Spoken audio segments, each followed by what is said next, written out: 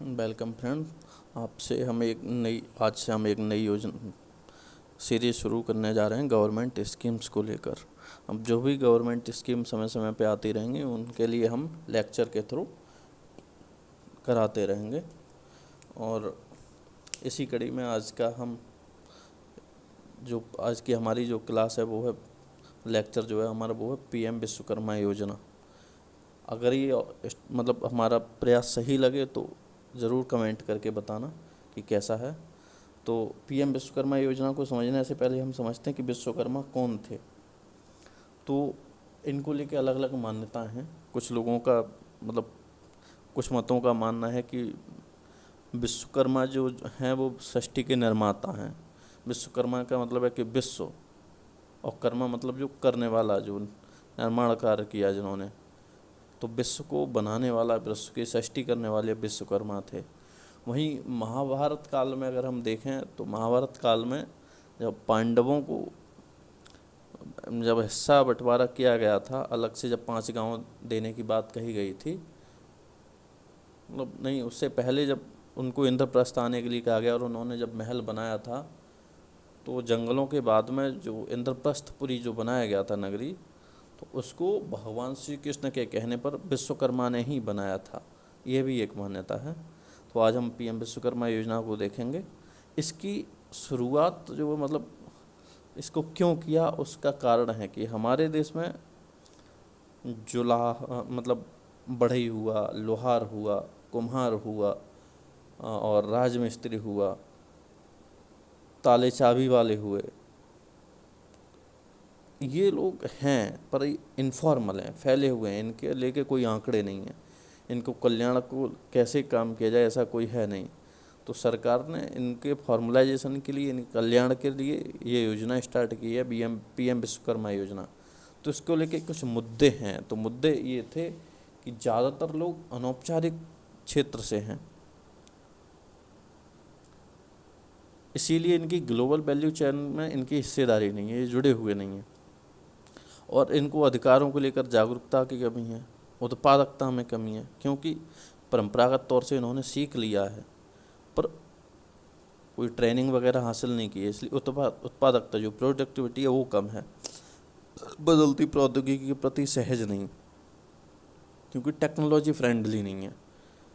1700 में भारत, ये एक आंकड़ा है कि जो मतलब वर्ष 1700 में भारत का वैश्विक व्यापार में हिस्सेदारी 23% थी, जो कि 1952 में 3.8% रह गई। और वर्तमान में वस्तु मर्चेंटाइज ट्रेड में, वस्तु व्यापार में 1.57% की हिस्सेदारी है और सर्विस सेक्टर में 4.1% की हिस्सेदारी है। अब देखने वाली बात है कि 1700 के आसपास तो बहुत मतलब हम औद्योगिकरण नहीं हुआ था हमारा। तब तो ज़्यादातर जो हमारी अर्थव्यवस्था थी वो इन्हीं लोगों के दम पे चलती थी, और उस समय भारत का वैश्विक व्यापार में 23% की हिस्सेदारी थी। अंग्रेज़ों ने आके व्यावधिकरण किया, मतलब हस्तशिल्प का पतन किया, और कहीं ना कहीं ये चीज़ अब दिखती है। तो इसलिए सरकार ने इनके लिए पुनः इनको मतलब प्रोत्साहन देने के लिए इस योजना की शुरुआत की है। तो समझते हैं कि ये योजना 17 सितंबर को विश्वकर्मा जयंती के दिन लागू की गई, मतलब योजना लागू हुई। और इसका पूरा नाम है प्रधानमंत्री विश्वकर्मा कौशल सम्मान योजना। कौशल सम्मान योजना 13,000 से 15,000 करोड़ रुपया खर्च किया जाएगा, और ये जो है 2023-24 से 2027-28 तक की इसकी समय अवधि है। देखो मैं थोड़ा जल्दी बता रहा हूँ, अगर तुमको है तो अपना पॉज करके चाहो तो नोट कर लेना, बेहतर होगा। नोट करोगे तो याद रहेगा लंबे समय तक। पारंपरिक शिल्प और कौशल में लगे श्रमिकों को सरकारी सहायता देने के लिए इस योजना की शुरुआत की गई है, और ये पूर्ण रूप से सेंट्रल सेक्टर की स्कीम है, केंद्र सरकार द्वारा वित्त पोषित है। मतलब योजनाएं जो होती हैं गवर्नमेंट स्कीम्स वो दो तरह की हैं। एक होती है सेंटर स्पॉन्सर्ड स्कीम, की होती है सेंट्रल सेक्टर स्कीम। तो जो स्पॉन्सर्ड स्कीम है उसमें राज्यों का भी हिस्सा हो जाता है और केंद्र अपनी हिस्सेदारी देता है, जबकि जो सेंट्रल सेक्टर स्कीम है उसमें 100% पैसा केंद्र सरकार का लगता है। तो आगे इसकी प्रक्रिया क्या होगी, तो लगभग ट्रेनिंग 4 से 5 दिन की दी जाएगी, और 2 चरणों में ट्रेनिंग होगी, बेसिक भी दिया जाएगा और एडवांस लेवल की ट्रेनिंग भी दी जाएगी। 500 रुपये ट्रेनिंग के दौरान उनको जो मानदेय मिलेगा वो 500 रुपया मिलेगा, और 1500 रुपये का प्रावधान टूल किट या औजार खरीदने हेतु किया गया है। सरकार उनको 15,000 तक का जो लोन है, मतलब जो प्रावधान किया है टूल किट या औजार खरीदने के लिए। ट्रेनिंग पश्चात प्रमाण पत्र या पहचान पत्र दिया जाएगा ताकि पता चले कि इन्होंने ट्रेनिंग वगैरह हासिल की है और ये उसके बेनिफिशरी हैं, लाभार्थी हैं योजना के। इस योजना में ऋण देने के लिए 2 चरण में ऋण दिया जाएगा जो कुल 3 लाख रुपए का होगा। पहले चरण में 1 लाख और दूसरे चरण में 2 लाख का। और ये जो ऋण है वो 5% के रियायती ब्याज दर पे दिया जाएगा, वार्षिक तौर पे 5% रियायती। और इस योजना में 18 क्षेत्रों से जुड़े हुए लोग शामिल हैं, जैसे मैंने बताया बढ़ई, नाव बनाने वाले, कवच बनाने वाले, लोहार, ताला बनाने वाले, सुनार, हथौड़ा और टूल किट आदि बनाने वाले। ये जो इनकी ट्रेनिंग को लेकर जो पुस्तिका है, जो टूल किट पुस्तिका है, वो 12 भाषाओं में जारी की जाएगी। इसमें जो होगा नई प्रौद्योगिकियों पर श्रमिकों के ज्ञान में सहायता के लिए ये चीज़ शामिल होगी। इसमें डिजिटल लेन देन और विपणन सहायता के लिए, चूँकि अब हमारा जो औद्योगिक क्रांति है, उद्योग 4.0, वो कहता है कि अब टेक वेस्ट मतलब औद्योगिकरण होगा, तो इसलिए इनको डिजिटली लेन देन, ट्रांजैक्शन और मार्केटिंग सहायता के लिए योजना के तहत बायोमेट्रिक आधारित पीएम विश्वकर्मा पोर्टल का उपयोग करके सेंट्रल स्पॉन्सर्ड योजना के तहत बायोमेट्रिक आधारित पीएम विश्वकर्मा पोर्टल, एक पोर्टल बना है पीएम विश्वकर्मा पोर्टल। उस पर जो रजिस्टर होने के बाद में उस पर रजिस्टर होने के लिए जो CSC कॉमन सर्विस सेंटर होते हैं उसके माध्यम से जो विश्वकर्मा श्रमिक हैं वो रजिस्ट्रेशन करवा सकेंगे। इसमें लिखा है कि योजना के तहत बायोमेट्रिक आधारित पीएम विश्वकर्मा पोर्टल का उपयोग करके कॉमन सर्विस सेंटर के माध्यम से विश्वकर्मा श्रमिकों को पंजीकृत किया जाएगा, सामान्य सेवा केंद्र। इसके उद्देश्य जो हैं योजना के वो है कि कारीगरों व छोटे व्यवसाय से जुड़े लोगों की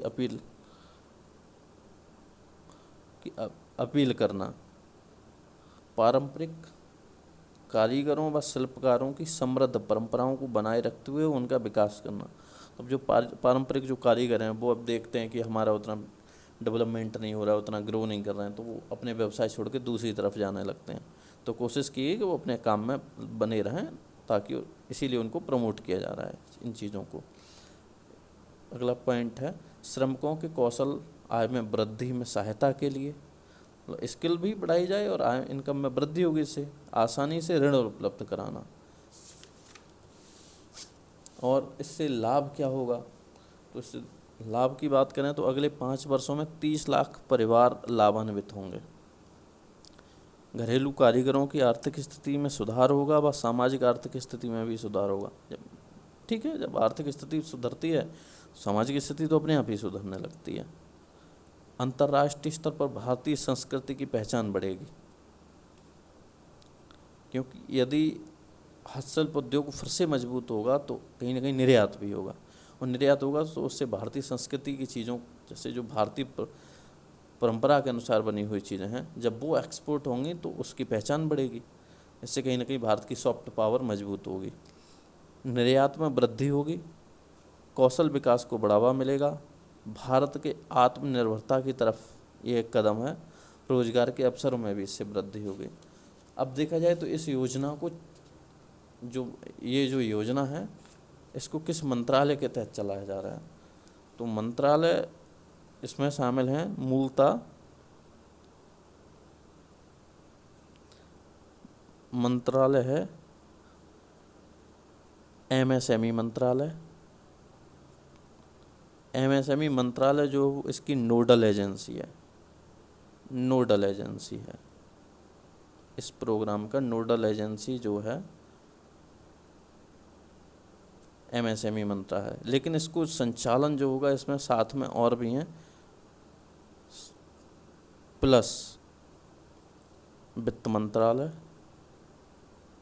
मिनिस्ट्री ऑफ फाइनेंस मंत्रालय, प्लस कौशल विकास और उद्यमिता मंत्रालय, क्योंकि कौशल बढ़ाने के लिए बात की जा रही है तो इसलिए कौशल विकास और उद्यमिता मंत्रालय।